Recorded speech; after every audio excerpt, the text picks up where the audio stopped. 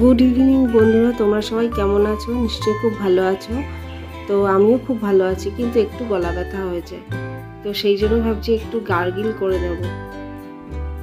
তো দেখো, মেয়ের জন্য ম্যাগি বসিয়ে দিয়ে এদিকে কেটলিতে একটু জল গরম করে নিয়েছি, একটু গার্গিল করছি। গলাটা খুব ব্যথা হয়েছে, ঠান্ডা জলও খেয়ে নিয়েছিলাম আমি।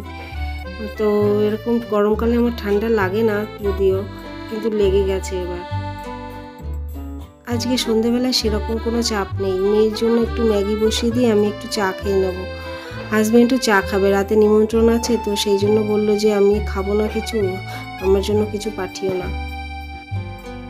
আজকে না সেরকম কোনো কাজ নেই সন্ধেবেলাতে, তো ভাবছি যে ফার্নিচারগুলো মুছতে হবে। তো আজকে আর ভাবছি ফার্নিচার মুছবো না, শরীরটা না সেরকম ভালো লাগছে না, তো সেই জন্য ঘর গুছিয়ে পরিষ্কার করে রাখবো।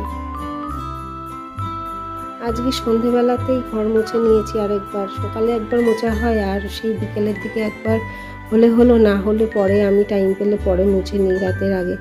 তো সেই জন্য ভাবলাম যে ঘরও মোছা হয়ে গেছে, ঘরও পরিষ্কার আছে, তো আজকে আর ফার্নিচার মুছবো না, একটু চা খাই, গলা ব্যথা হয়েছে প্রচণ্ড।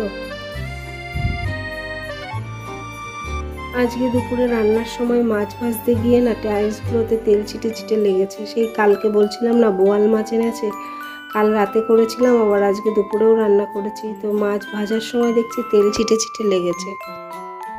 বোয়াল মাছ যে ফাটে তা আমি জানতাম না, জানলে ঢাকা দিয়েই মাছটা ভাজা করতাম। টাইলসটা নোংরাটা সেরকম হয়নি, চিপচিপেও সেরকম হয়নি, কিন্তু তেল ছিটেছে। অল্প থাকতে থাকতে যদি পরিষ্কার না করি তাহলে চিপকে গেলে আরও কষ্ট হবে পরিষ্কার করার সময়। তো দেখো, চাটা খেয়ে দুটো বিস্কুট নিয়ে নিয়েছি, চাটা খেয়ে যাব আমার ঘরে। আমার ঘরে গিয়ে দেখবো কি কি জামা কাপড় আছে, সেগুলো গুছিয়ে রাখবো, আর আলনাটা যদি অগোছালো থাকে আলনাটাও গুছিয়ে নেব। তো দেখো, হাতের সামনে সুগার ফ্রি বিস্কুট ছিল, তো সুগার ফ্রি বিস্কুট দিয়েই চা খেয়ে নিচ্ছি। আমার একটু মিষ্টি খাওয়া প্রয়োজন, মিষ্টি না খেলে আমি যেন আরও দুর্বল হয়ে যাই, তো কিন্তু আমার খাওয়া হয় না মাঝে মাঝে মিষ্টি। হাজব্যান্ড যেহেতু মিষ্টি খায় না, সেহেতু আমারও ওর সাথে সাথে মিষ্টি খাওয়া পড়ে না। কখনো কখনো চিনি ছাড়া চা, তরকারিতেও তো একটু আধটু চিনি দিতাম আগে, সেটাও দিই না, সেরকমই খাওয়া হয়ে যায় আমারও।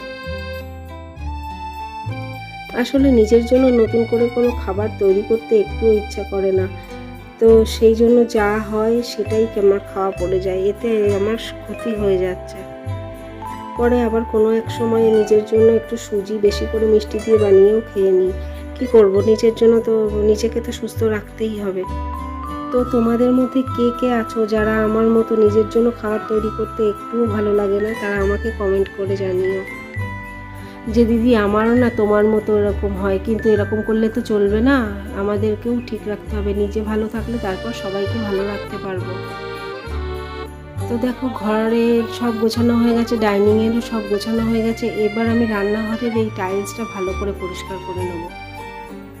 তোমরা তো জানোই আমি টাইলস পরিষ্কার করি সার্ফের জল দিয়ে, তো স্প্রে করে নিয়ে, সার্ফের জল স্প্রে করে নিয়ে তারপর পরিষ্কার করি। আজ রান্নাঘর পরিষ্কার করতে বেশি একটা কষ্ট হবে না, শুধু উপরের টাইলসগুলো ভালো করে মুছে নিলেই হবে। ওপরের দিকে না, রান্নাঘরে ওপরের দিকে কন্টেনার রাখার জন্য দুটো কাচের থাক করে নেবো ভাবছি, তাহলে কি ভালো লাগবে নাকি ভালো লাগবে না, তোমরা আমাকে কমেন্টে জানিও।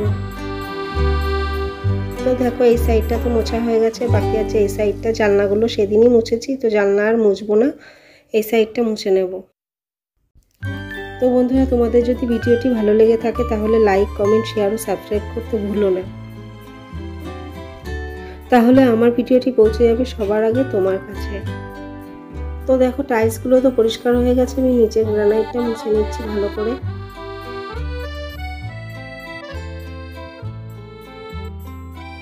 তো বন্ধুরা, তোমরা সবাই ভালো থেকো, সুস্থ থেকো, আর আমার সাথে থেকো। তোমরা সাথে থাকলে তোমাদের ভালোবাসাতে আমি অনেক দূর এগিয়ে যেতে পারবো।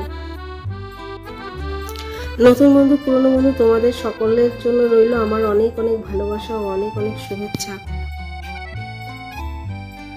আজকে না দুপুরে একটু শুইনি, তো দুপুর তো বিকেল 4টে থেকেই আমি সমস্ত কাজ শুরু করেছি, তো সেই জন্য না সারা ঘর বাড়ি সমস্ত কিছু পরিষ্কার আছে, সব গোছানো আছে, নাহলে সন্ধ্যেবেলায় প্রচুর চাপ হয়ে যায়। তো আজকেও আমার শরীরটা ভালো লাগছিলো দুপুরের টাইমটাতে, তো ভাবলাম যে আমি এগুলো গুছিয়ে নিই। দুপুরে না রোজ ঘুমিয়ে পড়ি, না ঘুমালেও শুয়ে থাকি, তো আজকে আর শুইনি। তো দেখো কন্টেনারগুলোও মোছা হয়ে গেছে। এভাবে অল্প থাকতে থাকতে মুছে নিলে না একটুও কষ্ট হয় না, একটুও টেনশন থাকে না মাথায়।